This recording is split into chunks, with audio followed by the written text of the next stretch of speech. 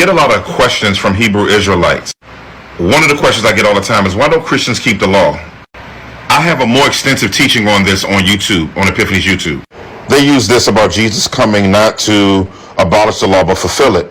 They use a very limited lexical definition of fulfilled, which means to do. It means that something is brought to pass. The way Matthew uses the word plurao is he uses it between promise and fulfillment. Then it's fulfilled when it's done in the New Testament or completed. When it's fulfilled, you don't look for it to be fulfilled again because it's done.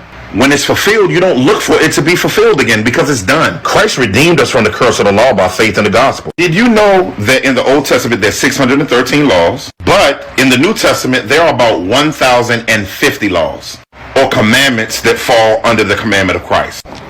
Be seated in God. Be reconciled to your brother. Be perfect. Be wise as serpents. Be harmless. We don't do this on our own strength, and we don't do this to get saved. Jesus is the object of our faith and not our works. As though I'm not without law, but under the law of Christ. Be seated in God. Be reconciled to your brother. Be perfect. Be wise as serpents. Be harmless. Be seated in God. Be reconciled to your brother. Be perfect. Be wise as serpents. Be harmless. We don't do this on our own strength, and we don't do this to get saved. We don't do this on our own strength, and we don't do this to get saved. We don't do this on our own strength, and we don't do this to get saved. I want to give all the praises and the honor to Yahweh Bahashem, Yahweh Shai Bahashem, Rechaha Kodash, and double honors to the elder apostles and elder bishops of Great Millstone. Salute and honors to you elder elders and brethren scattered abroad, and all you that make up the body of the elect, of the hopefully elect. Shalom to the elect, peace to you. So anyway, I'm going on this video with, I believe his name is Dr. Mason or something like that. We've did videos on him in the past. And I just wanted to, I saw this video and I'm seeing what these Christians are more and more saying about the law of Christ, as they call it. We hate to say that word, the law of Yahushua, for you who know, but some of you may not know. That's why we say it. But the true name is Yahweh and the Son Yahushua, right? So I may jump around a little bit. There's quite a few weird things that he said that is not making sense, is not adding up. But maybe a few scriptures, some commentary or whatever,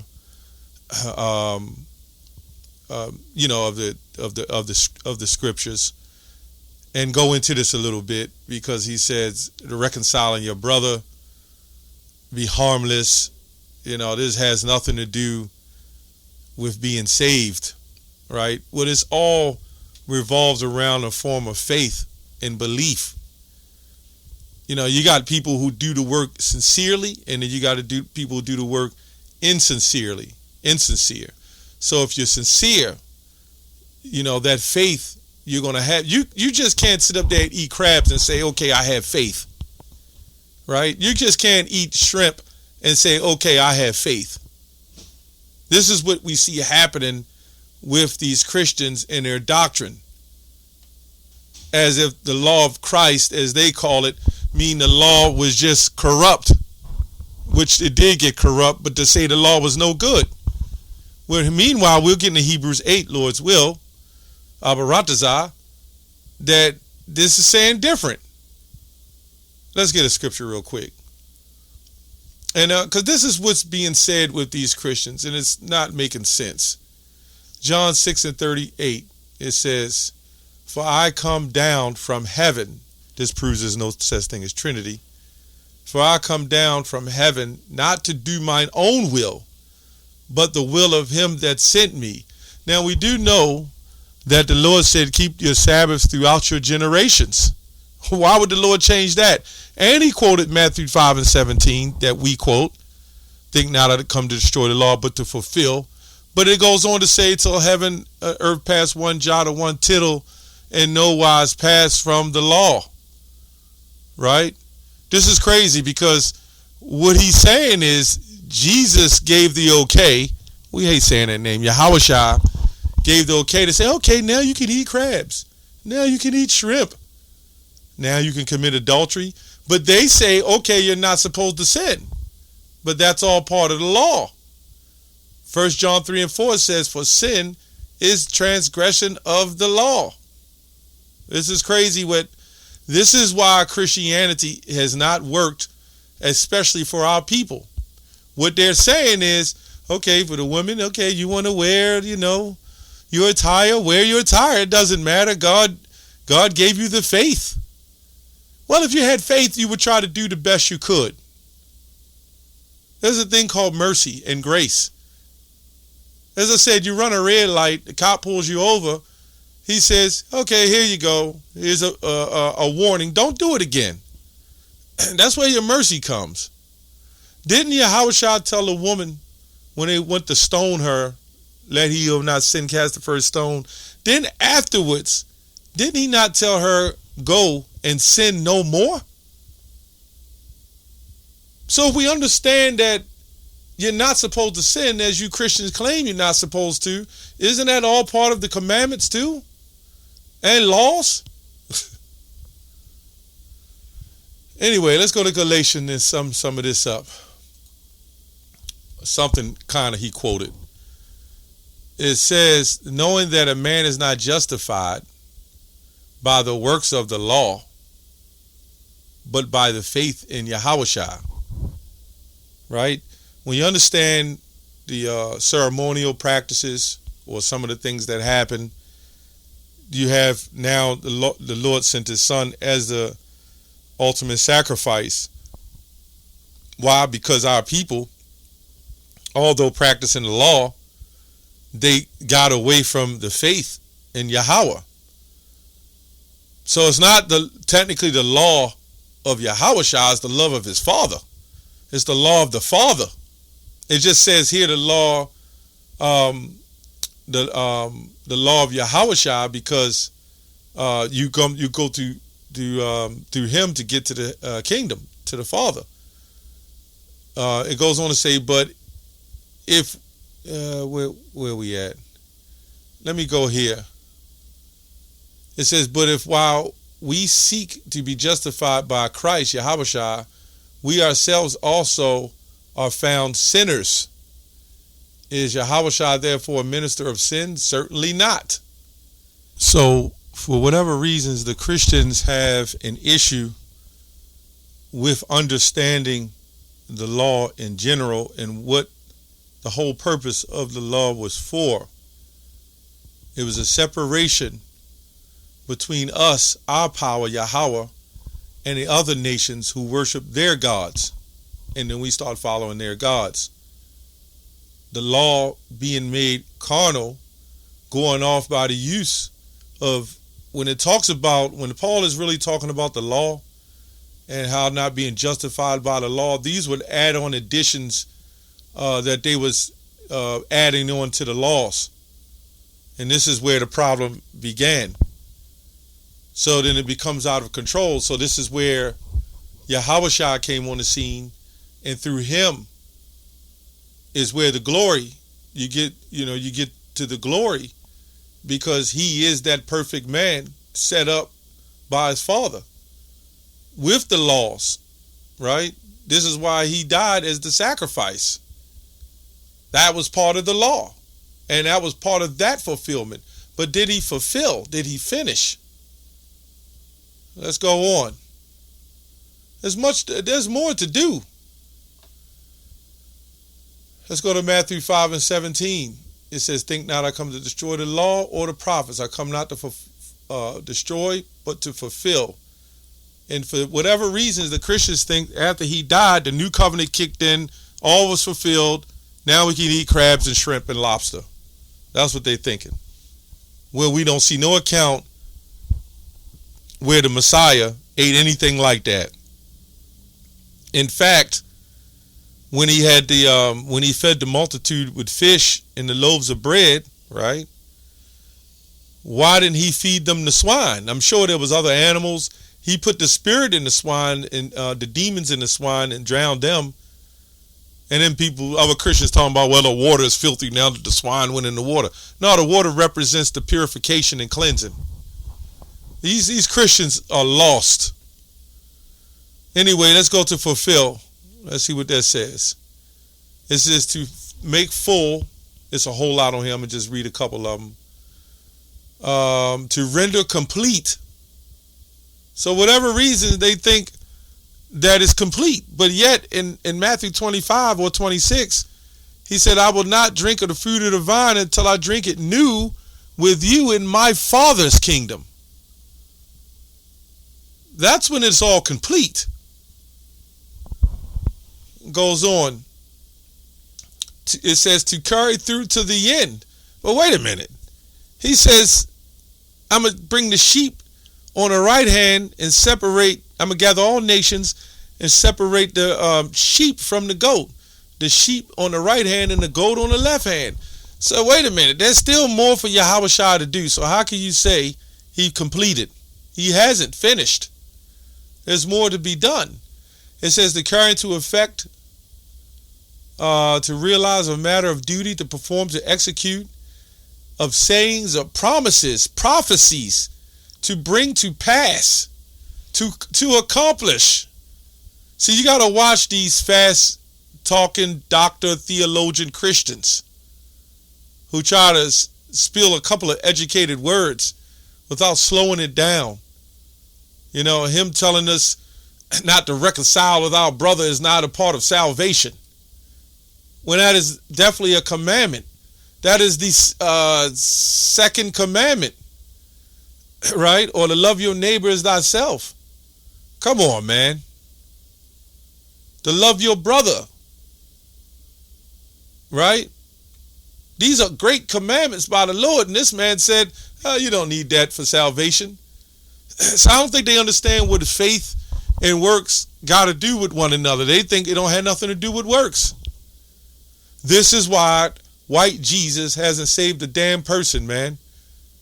Right? This is why they put this image up for us to idolize.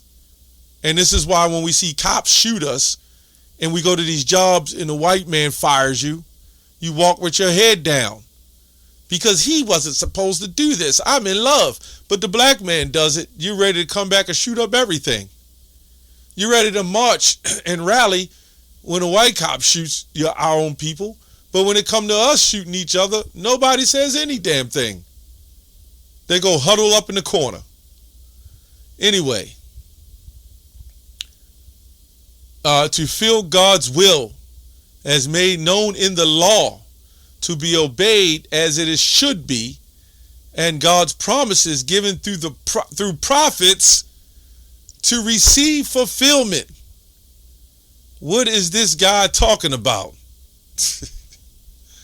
Now you'll also see the precepts in Romans 3 and 20. I'm going to try to get through this. Therefore, by the deeds of the law, there shall no flesh be justified. Right? Because you just can't go on and just do things. It's kind of like being in a marriage. You wash your wife's car, right? You make sure she's taken care of. She makes sure you're taken care of. But y'all don't love each other. Where's the love? Where's the love in that relationship? You're just going on works. So it has to be both. It has to be spiritual. Right? For the law is a knowledge of sin, right? Because what Paul is talking about is what they added in additions to the law, the actual law. Now I'm going to go on and jump to the point, verse 27. Where is boasting then? Is it excluded by what law? Of what works? Nay, but by the law of faith. Therefore we conclude that a man is justified by faith without the deeds of the law. What is this law we talking about? Right? And also the fact of the ultimate sacrifice, where when you look at the shambles, he didn't, they was eating and they was sacrificing the food, and he said, just eat, but if it offend thy brother, don't eat. It says, is he the God of the Jews only? Is he not also of the Gentiles, Israelites? Yes, the Gentiles also, seeing it is one power, one God, which shall justify the circumcision by faith and uncircumcision through faith. Do we then make void the law through faith? God forbid we establish the law. That's what it ends up in. So here's where your contradiction comes. 1 minute it says, well, forget the law. You can't be justified by the law. But then right here it says we establish the law. What is this going into? It's going into the fact that you might, this is why James 2 says faith without works is dead. Works without faith is dead. This is all part of it. How can you claim you love someone, but you don't show any work? And how can you do all these works in insincerity, but don't have faith, don't have belief? I'm just doing it to be doing it, right? Or to get proper gain or whatever, right? Or to get filthy lucre. So it says, then do we make void the law through faith? With a question mark. God forbid we establish the law. Let's go to Revelation. Revelation 3. And I'm going to try 21. I guess I'm going to try to get through this. But know the righteousness of God without the law is manifested. No, I just read that, 3 and 20. Let's go to Revelation. I meant to go to Revelation 3. Revelation 2 and 13. I know thy works. This is going into the church of Pergamon. Okay. I know thy works and where thou dwellest, even where Satan's seat is, and thou holdest fast my name, and has not denied my faith, even in those days wherein Antipas, right, which people will go and say Antipas goes into the son of Herod or Antipater, but this is a different Antipas, right? In fact, the scholars, they don't even know. They saying that this represents a righteous man that was an Israelite that just took on the name Antipas. He said, was my faithful martyr who was slain among you where Satan dwell. But I have a few things against thee, because thou hast there them that hold the doctrine of Balaam, and taught Balak to cast a stumbling block before the children of Israel, to eat things sacrificed unto idols and commit fornication. So this is what we're talking about. This is in the book of Revelation. So what the heck are they talking about? About when it comes to the law? We're still dealing with the law. Those laws that he was talking about, the corruptible laws, is when the Israelites made the law corruptible and man and adding to it. This is what Yahushua went into the temple in Matthew 23 and start cursing them out about. Hebrews 8. It says, for finding fault with them, he said, the days come, saith the Lord, when I will make a new covenant with the house of Israel and the house of Judah. Not according to the covenant that I made with their fathers in the day when I took them by the hand to lead them out of the land of Egypt, because they continued not in my covenant and regarded them not. And I regarded them not, saith the Lord. For this is the covenant that I will make with the house of Israel after those days, saith the Lord. I will put my laws into their minds. So when did the Lord just say the law was corruptible and we're not to do the law, man? When is that? The reason why Yahushua's blood was shed is to cover us in the mercy, right? We need that mercy because what we have done, what we have sinned in the past lives, we will never be able to make account for. So this is kind of like the mercy and the grace. But we're still supposed to do what? The first commandment. To love the Lord with all your heart and soul and strength. If there's a way that you can eat and don't have to eat crabs and shrimp, why would you do it? You're not truly loving the Lord. In fact, these Christians are acting as the wicked Pharisees, adding to the law, right? They're the ones saying that Jesus came and changed it and said that you ain't got to eat it now. That you can eat now. Be clean and eat now. Make all foods clean. This is what they're doing now. All foods are declared clean. That's not scriptural. So what laws is the Most High talking about putting in our people's minds and heart in the end time? In the new kingdom. So this can't make sense that we're in a new covenant either. Because the Lord's laws are what? Are pure. And I will write them in their hearts, and I will be to them a God, and they shall be to me a people. You can't get any clearer than that. That's all I have on that. Shalom.